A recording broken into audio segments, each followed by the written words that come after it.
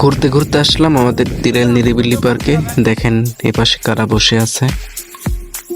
তারা কিন্তু মাঝে মধ্যেই আমাদের তিরেল গ্রামে বিকেলে ফানি ভিডিও তৈরি করতে আসেন।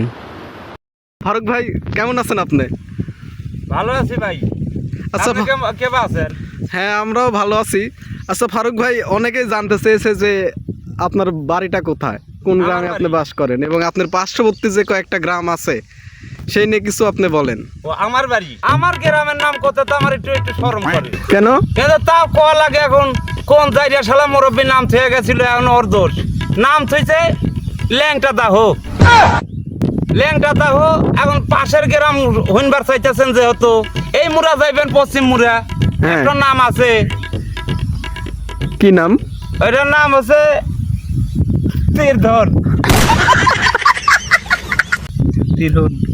ওই তীরহল যাইবে পশ্চিম মুরা, আর আমার পিছনে যাইবে এটা একটা গ্রাম আছে, নাম খুব ভালো, ভালো নাম, গোয়ালেপা। এখন ওরা কেবা করে থাকে তা তো জানি না, নাম থুইছে গোয়ালেপা তাই জানি। এখন আগেকার মুরব্বীরে ওখানে পাইলে বাইরে শার্ট করতেন যে নাম কেবা করে থুইছে।